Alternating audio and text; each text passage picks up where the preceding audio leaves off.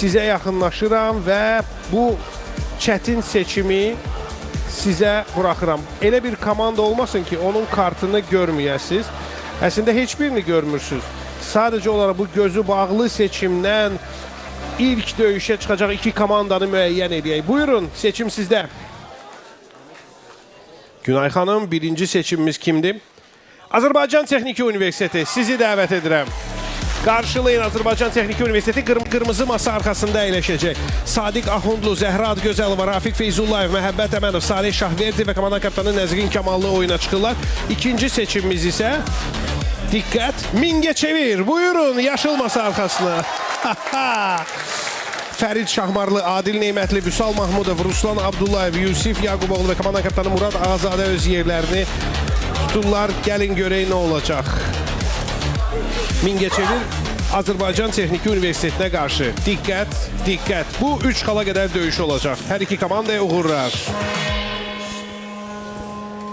Beynəlxalq kosmik stansiyada olan astronavtlar qaydalara görə ventilatorun yanında yatmalıdırlar. Bu qayda onların yuxuda boğulmaması üçün nəzərdə tutulmuşdur. Bunu izah edin. Vaxt. Çox oksigen bəlkə qəbul edir. Oksigen qəbul edirlər yəni. Prosto bəlkə havan şey eləsin, təmizləsin deyə. Göz yaşı nə əlaqəsi var? Niyə anlasın? Buyurun. Salam Fatih, bu suala Sadiq Axundlu cavab verəcək. Salam Fatih, bildiyimiz kimi beynəlxalq kosmik stansiyada sulab havada qalıb, yəni bu yer kürəsində olduğu kimi yerə tökülmür. Bəlkə yatdıqları zaman təvlillər və öz təvlərində boğulmamaq üçün. Yəni o qədər tərliyirlər ki, tərdə boğular. Yox, elə deyil. Qalan vaxt Mingəçevir komandasının karbonu bıraxanda təkrar karbon qazını udmasın. Havada qalsın.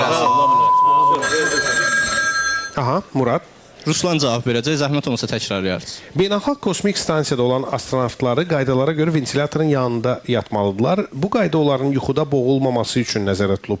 İzah edə bilərsiniz nəyə görə? Bəlkə onlar oksigen alıb karbon qazını bıraxdıqlarına görə təkrar olaraq karbon qazı ilə nəfəs almasın deyə ventilyasiya sistemi olmalıdır ki, həmin karbon qazı uzaqlaşsın, təmiz oksigenlə nəfəs alsın. Çünki yerdə yuxu zamanı çıxarılan isti hava ağız və burundan uzaqlaşır.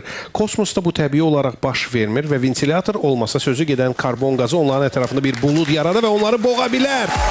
1-0 Mingəçevir komandası hesabı öz xeyrini açır. Növbəti sual. Vaxtilə Azərbaycanda məşhur olan pantomim elementləri ilə müşahidə olunan Mücəssəmə adlı rəqsin ifası zamanı birdən musiqi kəsilir və rəqqas həmin andakı vəziyyətdə sanki donub qalırdı. Bəs mücəssəmə sözü ərəb dilindən necə tərcümə olunur? Vaxt. Azərbaycan Texniki Universiteti, buyurun. Zəhra Gözəlova cavab verəcək. Salam Fatih, bəlkə bu müqəvvadır.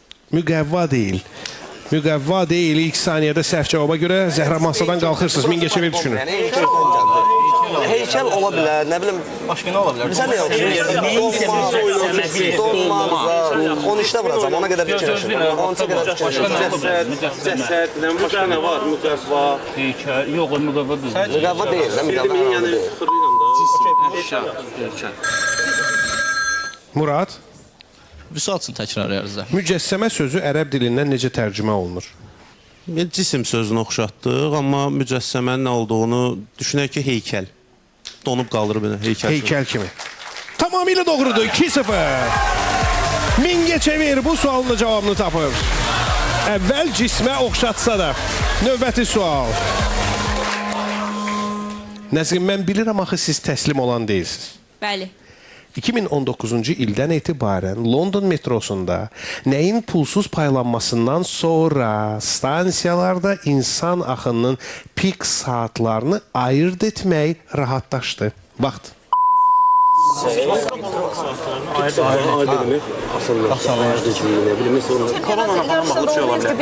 Bəlkə nəsə bilet şeydir. 2019-da şey olmayıb, olimpiyada zaten. Biletlər, zadlar, nə bilim. Buyurun, Nəzrin, kim cavab verir? Sadiq cavab verəcək. Aha. Bəlkə bu hələ korona ilə bağlı maska idi, tibbi maska. O deyil, Mingəçevir düşünür. Buyurun. Doğru cavab qələbə deməkdir. Kim cavab verir? Özüm cavab verəcəm. Təkrarlaya bilərsiniz zəhmət olmasa. 2019-cu ildən etibarən London metrosunda nəyin pulsuz paylanmasından sonra stansiyalarda insan axınının pik saatlarını ayırt etmək rahatlaşdı. Bəlkə qəzet. Bilirsiniz məsələ nədir? Məsələ Wi-Fi-dir. Yəni bu bir texnoloji bir şeydir və beləcə düzgün idarə etmə qurularaq lazımi saat və istiqamətlərdə qatarların gedişini planlaşdırmaq mümkün oldu. Bu, Wi-Fi-yə qoşulan sərnişinlərin sayına görə nizamlanırdı. Növbəti sual 2 xal dəyərində. Hesabı bərabərləşdirə bilərsiniz.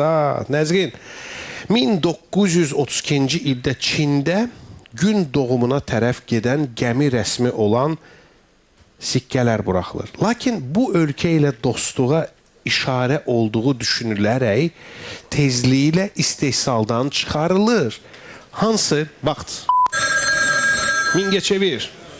Yaponiya. Yaponiyadır 4-0 və bu qələbə deməkdir. Mingəçevir komandası masa arxasında qalır. Növbəti rəqiblərini gözləmək üçün Texniki Universitetdə əfsuslar olsun ki, bu dəfə alınmır. Və mən yenidən sizə yaxınlaşıram.